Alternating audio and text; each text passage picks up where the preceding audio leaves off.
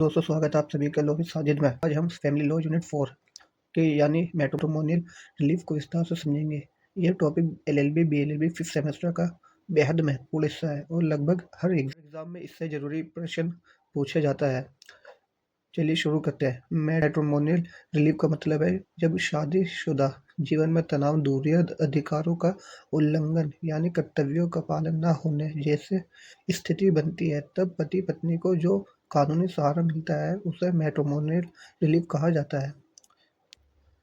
Hindu marriage act 1955 के मुख्य रूप से 4 प्रमुख रिलीफ प्रदान करता है: restriction of conjugal rights, judicial separation, nullity of marriage, void and voidable and divorce. अब चलते हैं एक एक करके विस्तृत अध्ययन की ओर।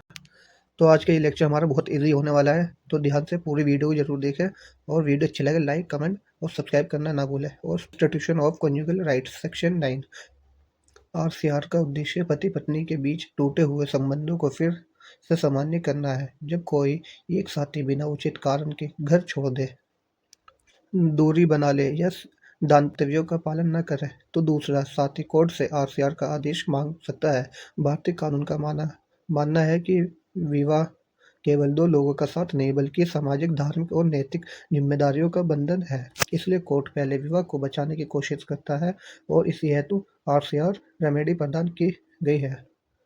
कोर्ट ये जांचती है कि क्या वास्तव में साथी ने बिना कारण घर छोड़ा है या सेपरेशन के पीछे क्रूएल्टी, हैरेसमेंट या खतरे जैसी कोई स्थिति थी। यदि कोर्ट को लगे कि अलगाव गलत तरीके से हुआ है, तो कोर्ट आदेश देती है कि छोड़कर गया साथी वापस वैवाहिक जीवन में लौटे और अपने दाम्पत्य कर्तव्यों का ईमानदारी से पालन करे। ये रेमेडी विवाह को टूटने से बचाने और दंपति को फिर से साथ लाने के लिए बनाई गई है। सेकंड रिलीफ हमारा judicial separation section 10। Judicial separation एक ऐसा उपाय है जिसमें कोर्ट पति पत्नी को बिना विवाह खत्म किए अलग रहने की अनुमति देती है। ये स्थिति मैरिज को पॉज मोड पर रखने जैसी है। इसका उद्देश्य ये होता है कि दोनों को शांत मन से सोचने और अपनी जिंदगी को व्यवस्थित करने का समय मिले। कई बार ये समय रिश्ते को सुधारने का मौका भी देता है और यदि स्थिति न सुधरे तो आगे चलकर ये तलाक का आधार बन सकता है।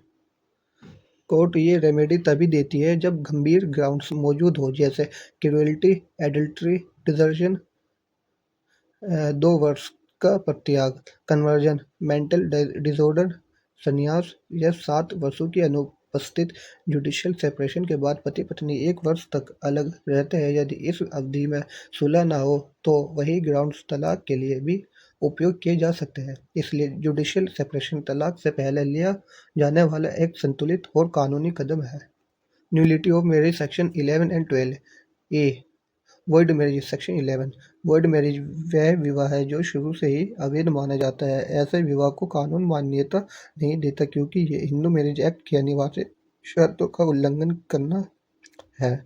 यदि पति या पत्नी में से किसी का स्पोज पहले से जीवित हो, बिगेमी या विवाह प्रोहिबिटेड डिग्री या सपिंडा संबंध में किया गया हो, तो ऐसा विवाह शुरुआत से ही शून्य, नुल एंड वॉइड माना जाता है। वॉइड मैरिज में दंपति को तलाक की आवश्यकता नहीं होती। कोर्ट केवल ये घोषित करती है कि विवाह वैध नहीं था। इस प्रकार का आदेश बच्चों की वैधता, मेंटेनेंस और प्रॉपर्टी राइट्स सहित कई मुद्दों पर स्पष्टता लाता है। ये रेमेडी विशेष रूप से उन स्थितियों के लिए है जहां विवाह की मूल नींव ही गलत या गैर कानूनी हो। Point B, voidable marriage section 12। Voidable marriage में वैध होता है लेकिन कोर्ट के आदेश से इसे एनल किया जा सकता है। इसका अर्थ है कि विवाह तब तक चालू रहता है जब तक कोर्ट इसे रद्द न करे। मुख्य ग्राउंड्स है इम्पोर्टेंसी, फ्रॉड, फोर्स, गलत जानकारी देकर प्राप्त की गई सहमति या विवाह के समय लड़की का किसी अन्य व्यक्ति से गर्भवती होना। ये सभी परिस्थितियां विवाह की वास्तविक सहमति को प्रभावित करती है और दाम्पत्य जीवन को असंभव बना सकती है। जब कोर्ट ये पाते हैं कि विवाह में सहमति स्वतंत्र और वास्तविक नहीं थी या कोई अत्यधिक महत्वपूर्ण तथ्य छुपाया गया था, तो कोर्ट विवाह को अनल कर सकती है। ये अनलमेंट विवाह को उसके शुरू से अवैध नहीं बनाती बल्कि कोर्ट के आदेश के बाद इसे अवैध माना जाता है। यह रेमेडी उन व्यक्तियों की सुरक्षा करती है जो धोखे, दबाव या शारीरिक असमर्थता के कारण अनुचित विवाह में बंध गए हों। Divorce section 13 and 30 B. Divorce वह कानूनी प्रक्रिया है जिसके द्वारा पति-पत्नी का विवाह पूरी तरह समाप्त हो जाता है जब वैवाहिक संबंध इतने खराब हो जाए कि साथ रहना मानसिक, शारीरिक या सामाजिक रूप से संभव न हो, तब डाइवोर्स ही अंतिम उपाय होता है। हिंदू विवाह अधिनियम cruelty, adultery, desertion, conversion, mental disorder, lapse 60 वर्षों की अनुपस्थित जैसे ग्राउंड्स पर तलाक की अनुमति देता है। डाइवोर्स दो प्रकार का होता है, कंटेस्टेड डाइवोर्स और mutual consent divorce. Contested divorce तब होता है जब एक साथी तलाक चाहता है लेकिन दूसरा सहमत नहीं होता।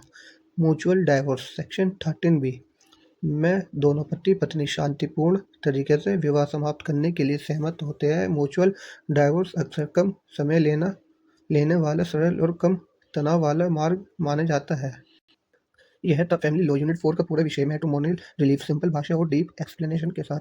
अगर आपको ऐसे ही यूनिट वाइज वीडियोस चाहिए हो तो इस वीडियो को लाइक करें, शेयर करें और चैनल सब्सक्राइब कराएं।